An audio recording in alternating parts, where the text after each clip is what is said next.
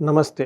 మనం May month యొక్క రాశి ఫలాలు చెప్పుకుందాం. ముందుగా మే మంత్ యొక్క విశిష్టత మనం తెలుసుకుందాం. మే మంత్ మనకి ఇది వైశాఖ మాసం చతుర్దశి నుంచి స్టార్ట్ అవుతుంది. వైశాఖ మాసం అనంగానే విష్ణుమూర్తికి అత్యంత ప్రీతికరమైన మాసం. ఈ మాసంలో గనక మనం ఉదక దానం చేసినట్లయితే అత్యంత పుణ్యప్రదమని మనకు శాస్త్రాలు చెప్తున్నాయి. ఉదకం అంటే మంచినీళ్ళు. ఈ మాసంలో గనక మనకు చలివేంద్రాలు పెట్టి పక్షులకు కానివ్వండి, లేదంటే మనుషులకు కానివ్వండి, జంతువులకు కానివ్వండి, నీటిని గనక మనం దానం చేయగలిగితే ఎంతో పుణ్యప్రదం అని మనకు చెప్తూ ఉంటారు. ఎండలు చాలా అధికంగా ఉంటాయి మే మంత్‌లో. అయితే ఈ మంత్‌లో చలివేంద్రాలు అవన్నీ పెట్టడం కాకపోయినా కానీ అట్లీస్ట్ మనం కొన్ని వాటర్ బాటిల్, ఒక కేసు వాటర్ బాటిల్ తీసుకొని కార్‌లో కానీ, బైక్‌లో కానీ పెట్టుకొని మీకు ఎక్కడన్నా గనుక ఎవరన్నా గనుక దాహంతో కనిపిస్తున్నట్లుంటే నడుస్తున్నట్టు వాళ్ళకొక బాటిల్ ఇచ్చేస్తే వాళ్ళ దానం ఆ యొక్క నీరు తాగి ఎంతో వాళ్ళు సంతోషపడతారు. మిమ్మల్ని ఆశీర్వదిస్తారు. ఇలా ఎంతో పుణ్యం మీకు వచ్చేస్తుంది. ఈ అవకాశాన్ని సద్వినియోగం చేసుకోవాలని చెప్పేసి నేను కోరుకుంటూ ఉన్నాను. ముఖ్యంగా మనం ఈ మంత్ యొక్క రాశి ఫలాలు మనం చూసుకుంటే వీళ్ళకి మూడో ఇంట్లో సూర్యుడు ఉండటం వల్ల విశేషంగా యోగ్యతనిస్తూ ఉంటారు. తర్వాత మీనరాశి కనుక మనం మే మంత్ కనుక చూస్తూ ఉంటే వీళ్ళకి నక్షత్ర ప్రకారం కనుక చూసుకుంటే పూర్వాభాద్ర నక్షత్రం, పూర్వాభాద్ర 4వ పాదం, ఉత్తరాభాద్ర 1, 2, 3, 4 పాదాలు, రేవతి 1, 2, 3, 4 పాదాలంతా మీనరాశిలో ఉంటారు. పేరు బలం కనుక మనం చూసుకుంటే వీళ్ళకి ది, దు, షం, ఝ, ద, దే, దో, చ, చి అన్న అక్షరాలంతా కూడా మనకి మీనరాశిలో ఉంటారు.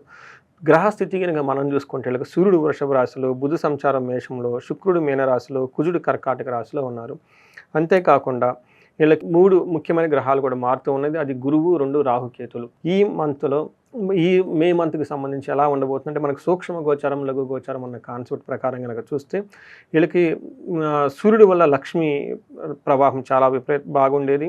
తర్వాత వీళ్ళకి ధనం కనుక కోల్పోవాల్సిన స్థితి నుంచి ధనం వచ్చే అవకాశం ఎక్కువగా ఉంటుంది. అఖిల విషయ భోగం, అన్ని భోగాల్లో అన్ని విషయాల్లో చాలా ఎంజాయబుల్గా ఉంటారు. ధనం రావాల్సిన ధనం కూడా వీళ్ళకి వచ్చేస్తుంది. ఒక రకంగా చెప్పుకోవాలనుకుంటే మీనరాశి వాళ్ళకి చాలా రోజుల తర్వాత ఇది ఒక మంచి మంత్ అని మనం చెప్పుకోవాలి. ఒక మంచి సిగ్నల్గా, ఒక మంచి శుభప్రదంగా ఈ మంత్ స్టార్ట్ అవుతుంది. వీళ్ళకి మూడో ఇంట్లో సూర్యుడు ఉండటం వల్ల మే 15th నుంచి వీళ్ళకి నిత్య సంతోషం, బంధుమిత్ర సమాగమ, పుత్రలాభార్థం, ఇష్టసిద్ధి అని మనకు సంస్కృతంలో చెప్తూ ఉంటారు. ఆరోగ్యం బాగుంటుంది, నిత్యం సంతోషంగా ఉంటారు, బంధుమిత్రులు చక్కగా కలిసి ఉంటారు, అర్ధలాభం, వీళ్ళకి ధన ప్రవాహం బాగుంటుంది, పుత్రులతో కూడా సౌఖ్యంగా సుఖంగా ఉంటారు. అయితే ఫాదర్కి సంబంధించిన విషయాలు వీళ్ళు కొంచెం జాగ్రత్తగా ఉండటం ఎంతైనా అవసరం. కుజుడు వీళ్ళకి 5వ ఇంట్లో ఉండటం వల్ల, 8వ ఇంట్లో 12వ ఇంట్లో చూడటం వల్ల కుజుడు పెట్టే ప్రాబ్లమ్స్ నుంచి వీళ్ళకి అంత అనుభవంలోకి రావు. ఎందుకంటే కుజుడికి విపరీత వేద ఉండటం వల్ల కుజుడు వీళ్ళకి తటస్థంగా సాధారణంగా ఉండే అవకాశం ఎక్కువగా ఉంటుంది. అయితే కొంచెం విపరీతంగా దగ్గొచ్చే అవకాశం ఎక్కువగా ఉంటుంది. హాస్పిటల్స్కి అవన్నీ తిరిగి అతిగా ఖర్చులు పెట్టే అవకాశం ఎక్కువగా ఉంటుంది. అయితే శుక్రుడు వీళ్ళకి విపరీతంగా యోగ్యతనిస్తూ ఉన్నాడు. శుక్రుడు వీళ్ళకి ఫస్ట్ హౌస్లో ఉండటం వల్ల అర్ధలాభం, మనకి సంస్కృత మహర్షులు ఏం చెప్తారంటే అర్ధలాభాచ చిత్త సౌఖ్యం పరస్త్రీ సంగమం తథా యత్న కార్యార్ధలాభస్యాత్ జన్మకే భృగునందని అని మనకి సంస్కృతంలో చెప్తూ ఉంటారు.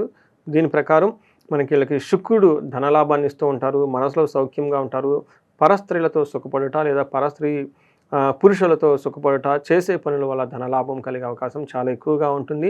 అయితే ఇప్పటివరకు వీళ్ళు భార్యాభర్తల మధ్య ఎవరైనా కనుక గొడవలుంటే ఈ గొడవలన్నీ సమసిపోయి వాళ్ళ బంధం గట్టిపడే అవకాశం ఎక్కువగా ఉంటుంది.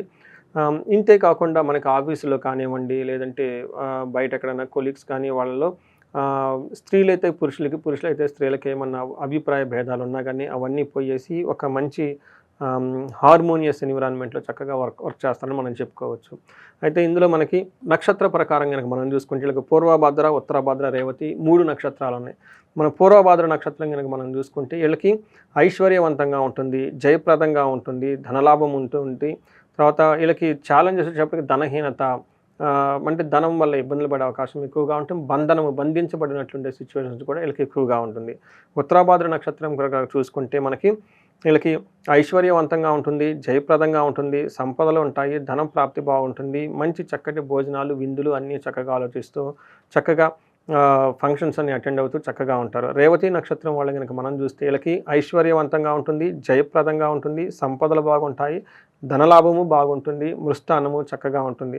సో ఒక రకంగా చూసుకోవాలంటే మీనరాశి వాళ్ళకి అన్ని విధాలా చాలా చక్కగా ఉండే అవకాశం ఎక్కువగా ఉంటుంది. సో వీళ్ళకి పరిహారాలు గనక చూసుకుంటే వీళ్ళకి అన్ని విషయాల్లో చక్కగా ఉంది ఈ మంత్. బట్ ఇంకా ఎవరికైనా గనక ఇప్పుడు చెప్పుకోకుండా వేరే గనక ప్రాబ్లమ్స్ ఏమన్నా ఉంటే వీళ్ళు మహాన్యాసపూర్వక ఏకాదశి రుద్రాభిషేకం చేపించుకున్న చాలా బాగుంటుంది. ఎవరికైనా గనక పార్ట్నర్స్ మధ్య గొడవ వచ్చినా లేదంటే బంధువులతో కనుక గొడవలు కానీ ఏమైనా కనుక ఉంటే చండీ పారాయణం, చండీ హోమం చేసుకుంటే చాలా చక్కగా ఉంటుంది.